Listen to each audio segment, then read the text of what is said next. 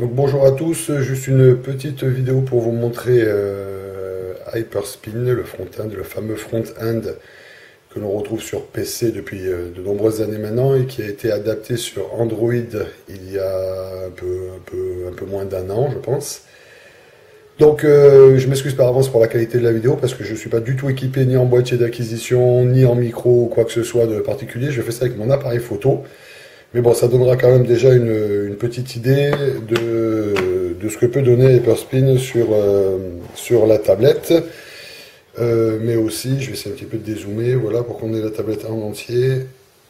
Bon, voilà, je ne peux pas avoir beaucoup mieux, mais voilà, ça donnera effectivement une idée de ce qu'on peut avoir sur la tablette. Donc là, ça tourne sur une tablette Shield, Nvidia Shield, le microprocesseur K1, et il faut savoir que Hyperspin, pour l'instant Android, n'est compatible qu'avec des devices équipés de pilotes Nvidia. Donc ça fonctionne bien avec du Tegra 4, du K1, du X1 évidemment.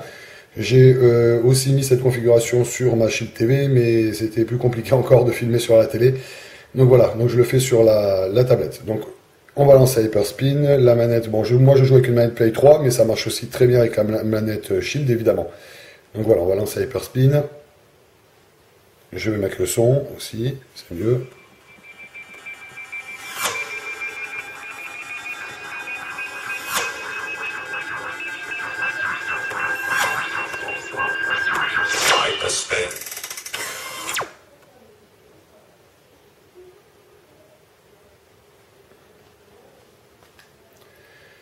Donc voilà, on va revenir sur le menu. Donc voilà à quoi ça ressemble. Donc à droite, on va trouver ce qu'on appelle une wheel avec tous les systèmes, à savoir les consoles émulées. Donc j'en ai environ une cinquantaine de mémoire et il faut savoir que on retrouve quand même beaucoup d'émulateurs aujourd'hui sur Android, mais c'est pas aussi complet encore que sur PC. Certaines consoles ne sont pas ou systèmes ne sont pas encore émulés. On va grosso modo je sais pas, les très vieilles consoles style Atari 2600 jusqu'à la Dreamcast. Voilà, donc là ici j'ai mis beaucoup de choses, il y en a encore certains qui sont en test puisque je teste assez régulièrement les nouveaux émulateurs ou les possibilités. Si on prend par exemple l'Atari 520 ST, je n'arrive par exemple pas à lancer les jeux directement depuis Hyperspin. Mais pour 95% des systèmes, tout fonctionne nickel. On va prendre des grands classiques, si par exemple on prend la NES, donc hop, on appuie, on va rentrer sur la sélection des jeux. Donc là, ça tourne moi sur une micro SD 128, donc volontairement, j'ai fait des sélections de jeux. Je sais pas, il doit y en avoir une centaine pour la NES. Là, voilà, donc ici vous avez à chaque fois la jaquette qui apparaît, la petite vidéo qui vous montre le jeu, et la wheel ici avec les titres de jeu. Donc voilà, je sais pas, on va mettre quelque chose d'assez connu pour vous montrer. On va prendre du Super Mario, voilà, on va rester sur le classique. Donc là, hop, on va rentrer sur le jeu et ça lance directement l'émulateur, comme vous pouvez le voir. Et à partir de là, il n'y a plus qu'à sélectionner.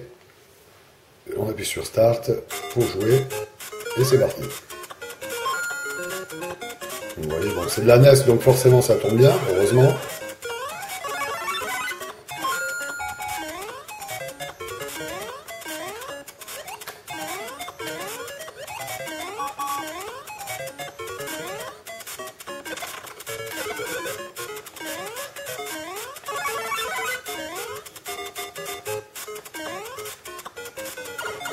Bon, voilà. Ensuite, on va quitter le jeu. Donc, pour quitter le jeu, hop. Alors, ça, c'est parce que j'utilise une manette Play 3 que j'ai pas encore tout paramétré. Mais normalement, là, évidemment, voilà. J'aurais pas dû quitter comme ça, mais bon, ça fonctionne. Donc, voilà. Donc là, c'est pour, par exemple, la Nintendo. J'ai mis la Super Nintendo. La Nintendo 64. Donc, la Nintendo 64. Voilà. Bon, on va en prendre un grand classique.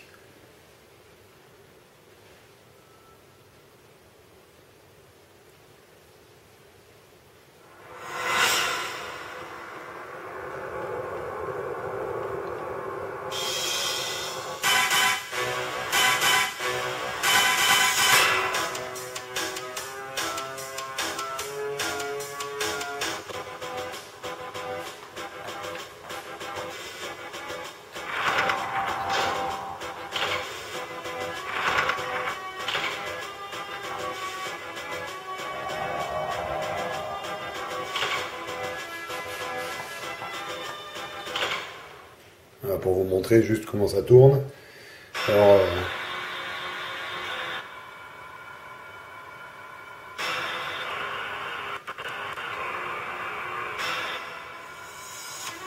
on va passer la cinématique d'intro, voilà.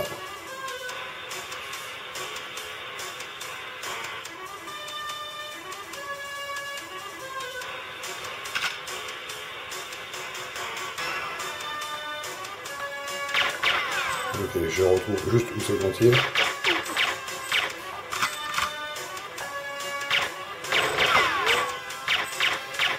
Bon, je suis pas très doué. Voilà, j'ai jamais été un grand spécialiste de ce jeu. Mais bon, il est ultra célèbre.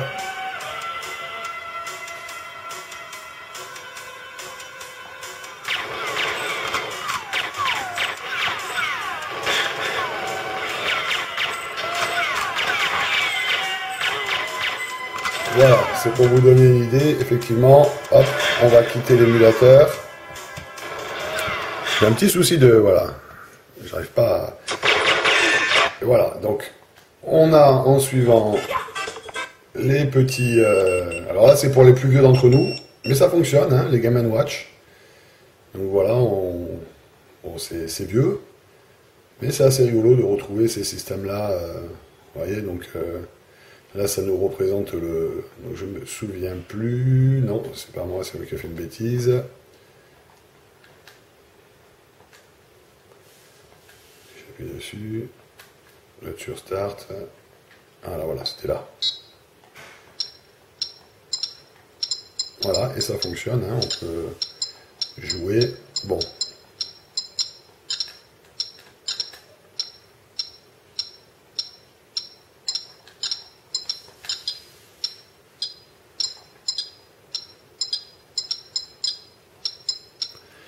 J'ai oublié de lancer la clé, mais enfin voilà, bon, ça donne une idée.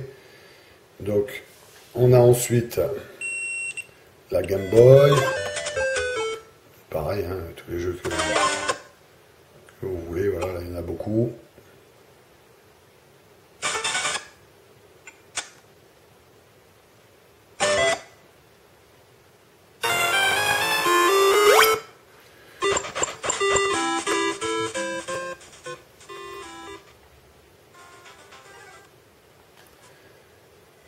La Game Boy Color, le Game Boy Advance, qui tourne très bien d'ailleurs, hein, sur K1, la Virtual Boy, bon pas en 3D mais ça fonctionne, la Nintendo DS, qui fonctionne bien aussi, le Sega LG1000, donc l'ancêtre de la Master System, la Master System, la Mega Drive, le Sega CD, Sega 32X, la Sega Saturn, voilà, qui fonctionne avec pas mal de jeux. C'est un émulateur qui est encore assez jeune, mais j'arrive à faire tourner une cinquantaine de jeux correctement. Hein, donc voilà, les grands classiques. Hein. Donc voilà, à chaque fois la jaquette qui revient, la vidéo. Celui-là est excellent comme jeu d'ailleurs. Darius 2, grand classique, Guardian Heroes qui tourne très bien. Ensuite j'ai mis la Dreamcast. Donc là j'ai mis que quelques jeux, mais bon c'est pareil, c'est un émulateur assez jeune, mais de plus en plus de jeux peuvent tourner. Style Icarigua par exemple, pour vous montrer.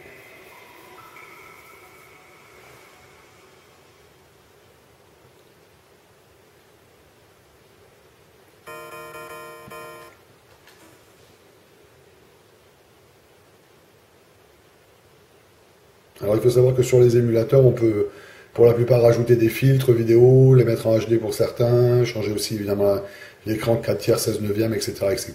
Ça c'est beaucoup de choses qu'on peut faire sur les émulateurs. Voilà, juste pour vous montrer que ça se lance.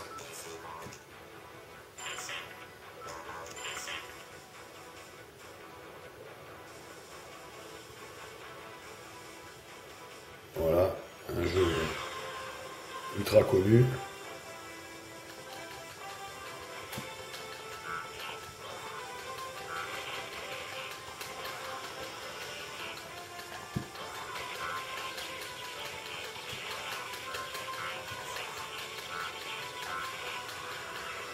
Et ça tourne nickel.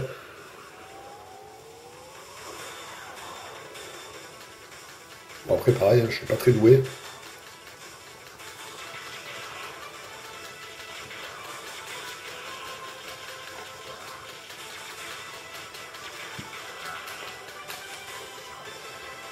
Voilà, donc pour montrer. Donc on a la Dreamcast, la Game Gear bien sûr. Voilà, la PC Engine, PC Engine CD, le Super Graphics qui tourne très bien. PCFX, j'ai encore quelques soucis au niveau du BIOS, mais j'avais réussi à le faire tourner. Bon, après, les jeux sont particuliers. La Neo Geo, bien sûr. Alors là, ce qui est sympa sur la Neo Geo, c'est qu'on a carrément des thèmes derrière, comme vous pouvez voir, en fonction de chaque jeu. On a un thème qui va se charger, vous voyez. Donc ça, c'est plutôt sympa. Alors bon, ça, j'ai pas réussi à le trouver pour tout, mais voilà. On a des thèmes à chaque fois pour chaque jeu. Et les jeux tournent très bien, hein, Neo Geo, il n'y a pas de souci.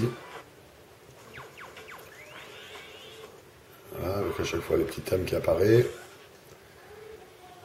La Neo Geo Pocket, la WonderSwan Color, la WonderSwan Mono. Alors après j'ai des consoles un petit peu exotiques, pas forcément superbes, hein, mais bon c'était juste histoire de rajouter. On a la Watara Supervision, non c'est pas la Watara Supervision, c'est la Supervision, c'était un clone de Game Boy mais en moins bien. Pareil pour la Watara Megaduck. Bon bien sûr les grands classiques, la PlayStation 1, alors là il n'y a aucun problème, ça tourne très très bien, PlayStation, aucun souci.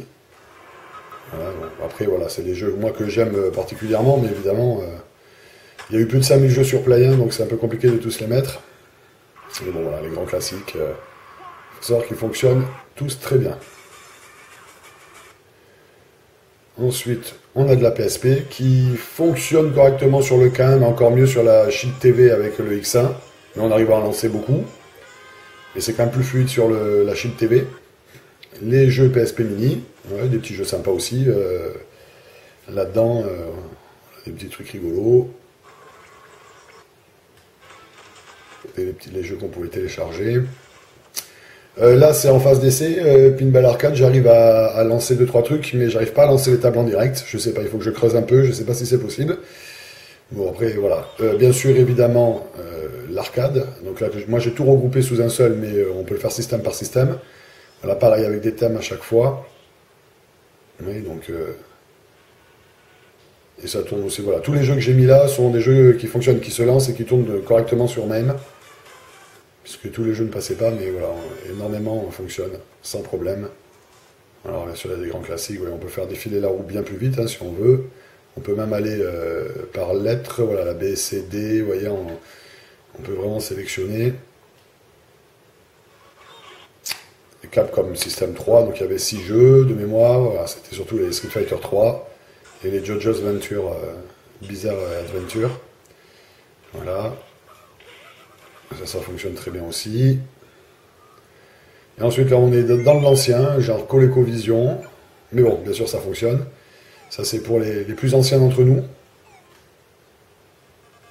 l'Intellivision, l'Astro 4 de Bally. Alors ça c'était les jeux en vecteur, système vectoriel. Avec Trex c'était pareil, ça marche bien aussi. L'Adventure Vision, bon alors ça c'est très basique mais bon. Le MSX,